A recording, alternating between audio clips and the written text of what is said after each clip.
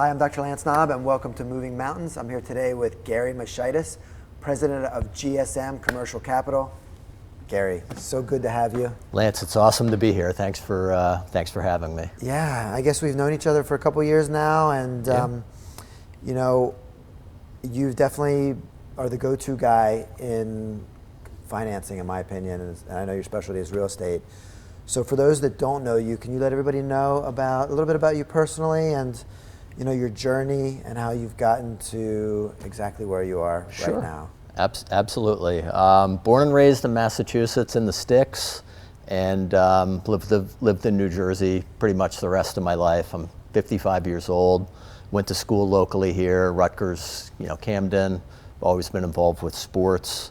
Very strong family background as well. When I left college, I knew I wanted to go into the financial realm, but I wasn't 100% sure kind of how I was going to go and where I was going to end up. So I started out in the investment space, basically. Financial planning side of the business. I found that to be a little difficult as someone like right out of college, advising people on investing and finance. And then I went into the residential mortgage business back in the early 90s for a couple of years.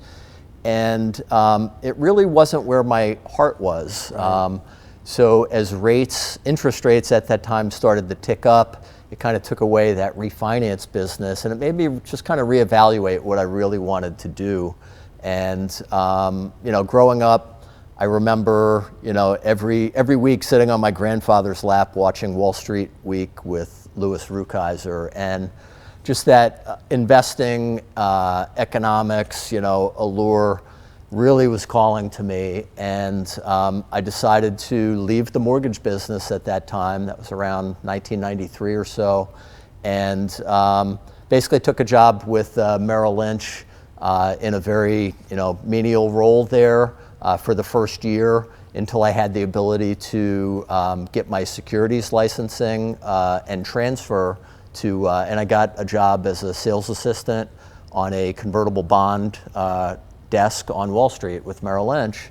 I paid my dues for a year and a half, and then became an institutional convertible bond salesman with Merrill Lynch. Okay. So it was a pretty quick progression, and it was really exciting times, starting in the mid-90s, around 1996. I was down on Wall Street, working in the World Financial Center. And basically, like, half of my day was spent raising capital for public companies.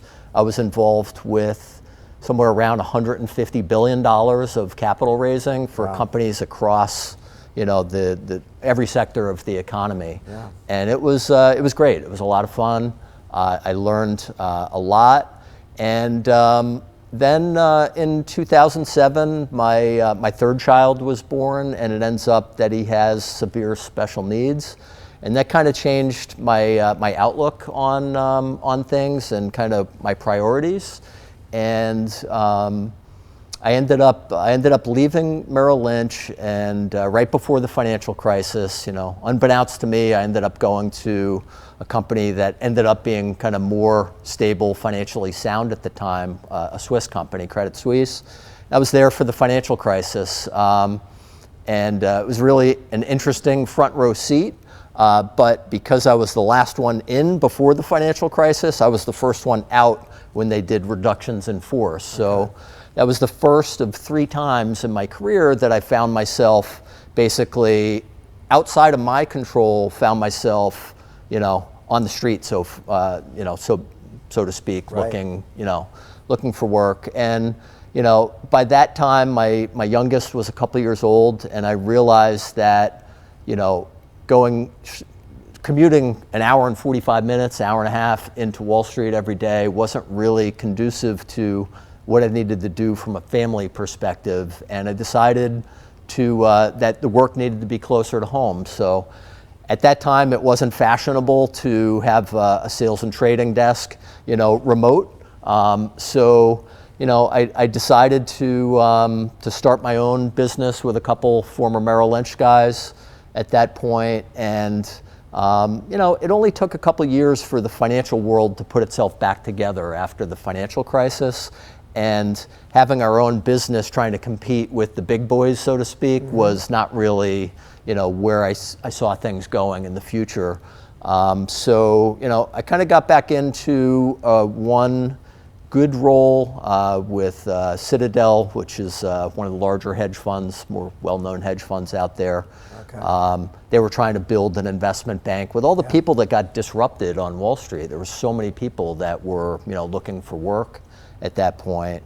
And then they decided to shut their entire business down, which was about 150 people between investment bankers, sales and trading, et cetera.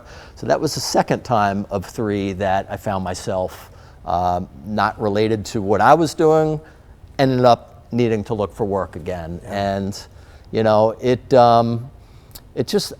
I realized that each move after that was kind of a lower step. I was going in the wrong direction from a career perspective, and I ended up staying in the securities business a little bit longer than I should have in hindsight.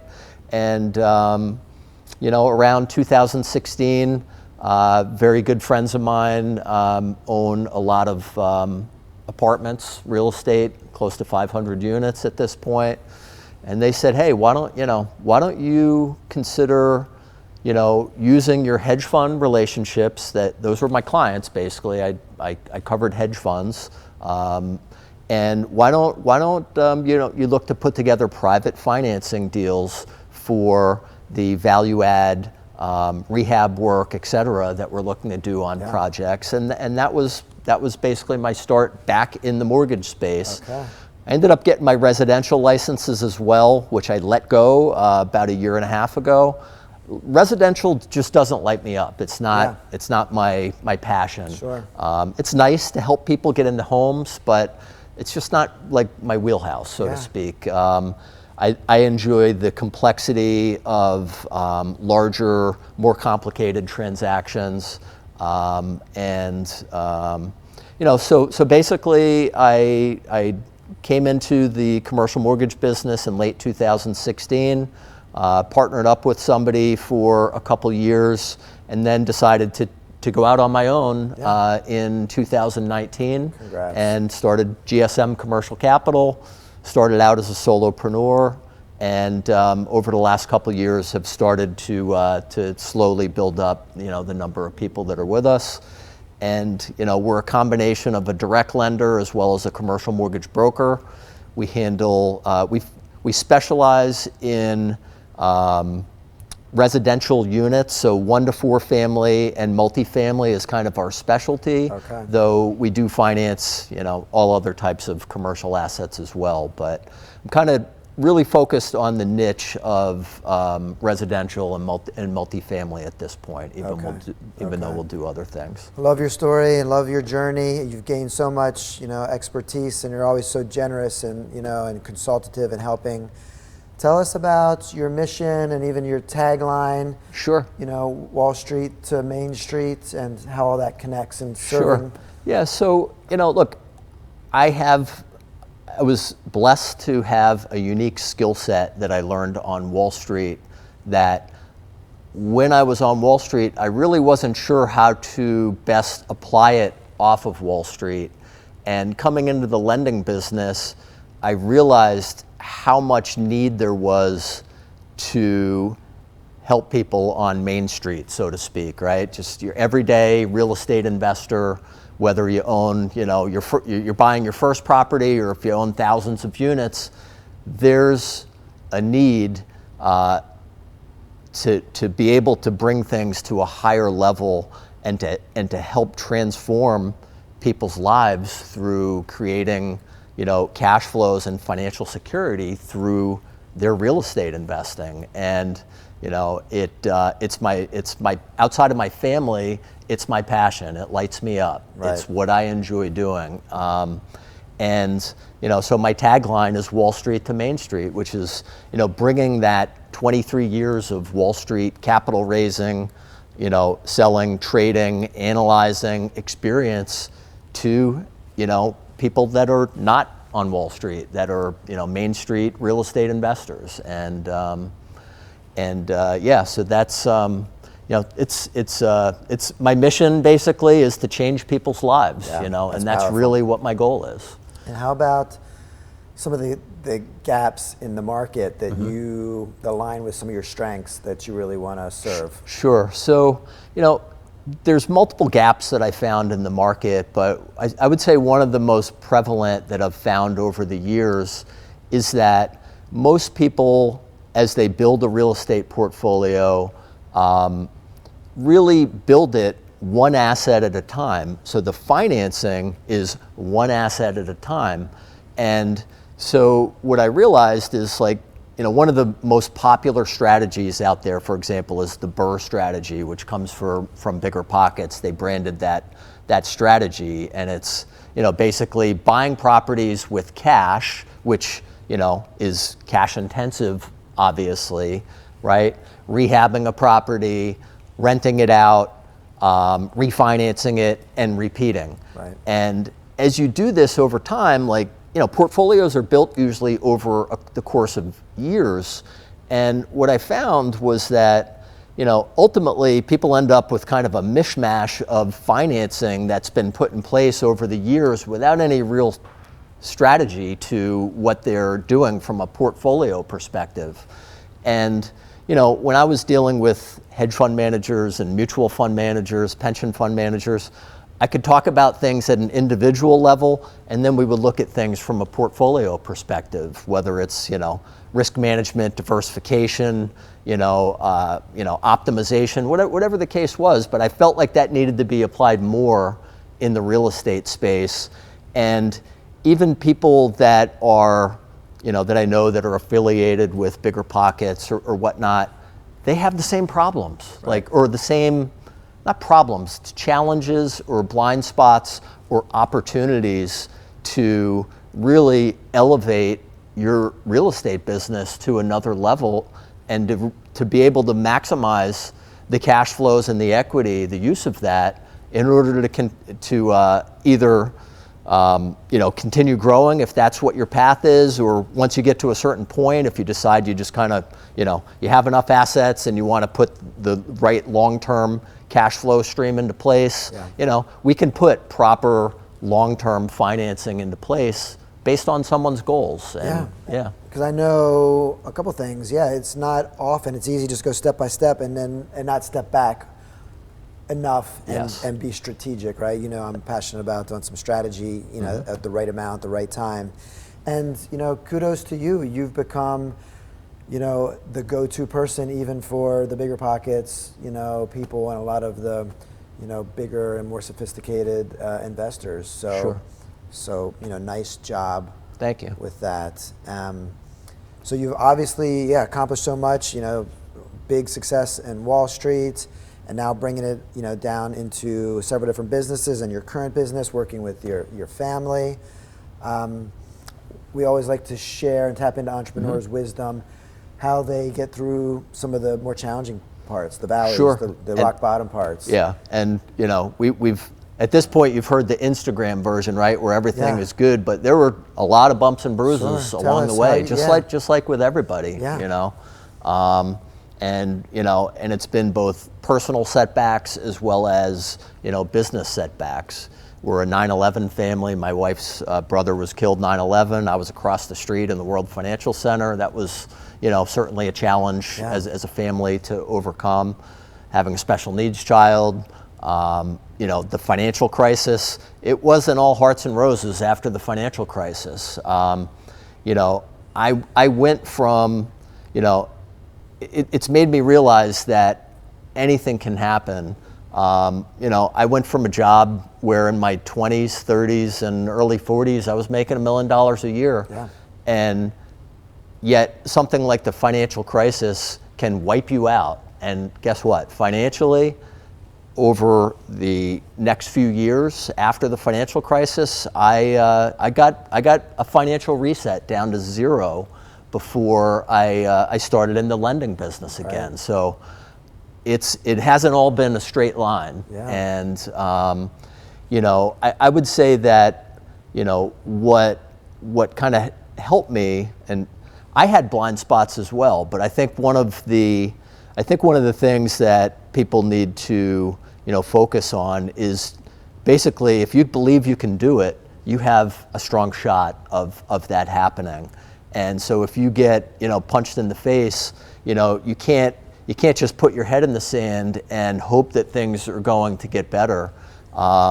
You know, I went through a period for a couple of years where I really didn't focus on personal development and kind of went into a little bit of a shell. And, you know, once I started gaining my confidence back and started focusing some on personal development again, which over the last couple of years, that's kind of exploded, right. and we'll get into that. But, like, you know, I felt like my best years financially might be behind me, and it's all about like the perspective and the way that you're looking at things that really kind of frames things. And we have to, if we're telling ourselves something over and over, you want it to be something that's leading you in the right direction, right. and not settling for just kind of, it is what it is. Yeah. So. Well, you've got such a great mindset, and I do know, you've read, you know, over 20 books last year, and I know we're big lovers mutually of, you know, Ben Hardy, and especially 10X is easier than 2X. Mm-hmm. So thank you so much, sharing some of that mindset stuff and how you've gotten through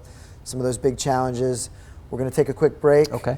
Everyone, stay tuned. Come right back. We're going to talk to Gary about how he stays healthy and charged with all these challenges and avoids burnout. We'll be right back. I love that we both got an awesome network and save money doing it. I know, $25. I love that it's guaranteed for 3 years. Hey, we're sitting on a sign here. Switch and get Welcome Unlimited for $25 a line, guaranteed for 3 years. Verizon.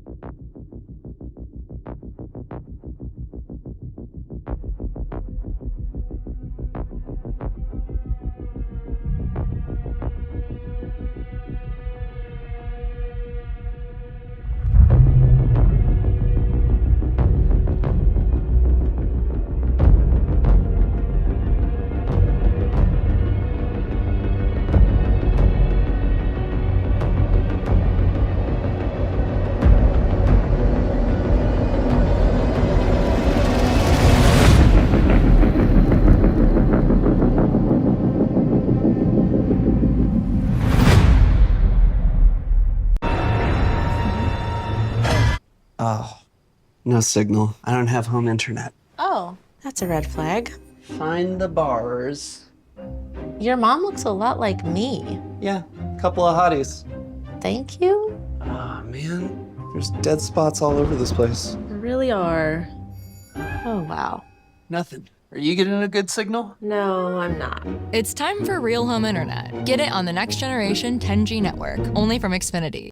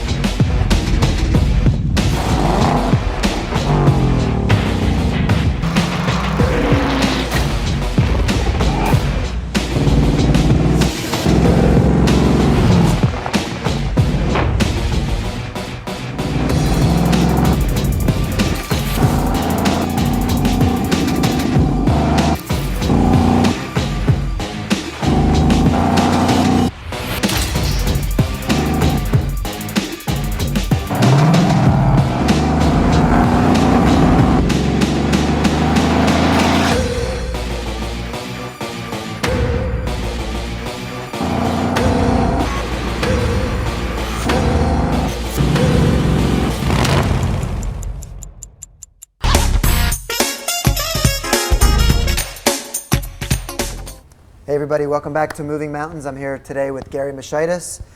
Gary, so much good stuff here in your journey and how you serve people, you know, with your Wall Street background and bringing it down to Main Street. And we heard about kind of, you know, portfolio reviews, which is a big, you know, miss in the market. Yep.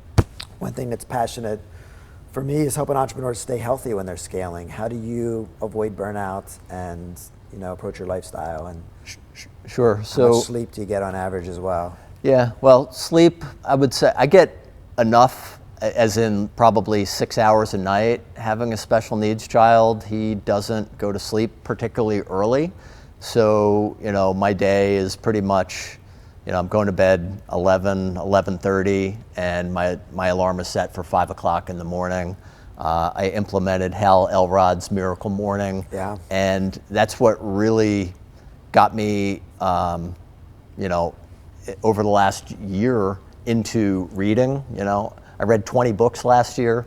Probably didn't read 20 in the prior 20 years. Yeah, so you know, impressive. and there's so much that's available. So now in the mornings really kind of, I'm charged and recharged, right? Every day I get up with kind of a great attitude, and you know, it's a new day, a new challenge, and whatever difficulties there were from a prior day, it's compartmentalized, and it's time to, you know, just kind of bring your best, you know, every day. So, you know, I exercise every morning. A lot of times it'll be, you know, like a 45-minute walk outdoors. Could be, you know, going on the mountain bike when the weather is a little bit better. You know, I spend some time, I wouldn't really say like on the meditation side, it's more like moving meditation, walking. It's really like my quiet time, Right. my thinking time.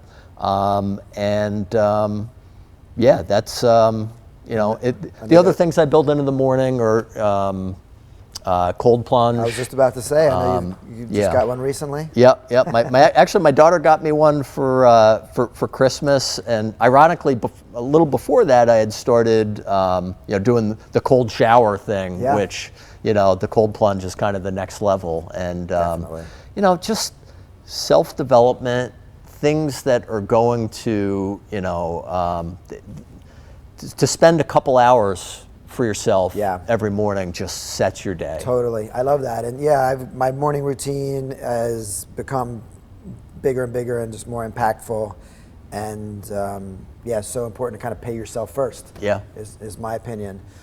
So Gary, I know you have, you know, you played soccer at Rutgers. Yep. And really have an athletic background, and I think you have a unique view on competition and, you know, being competitive.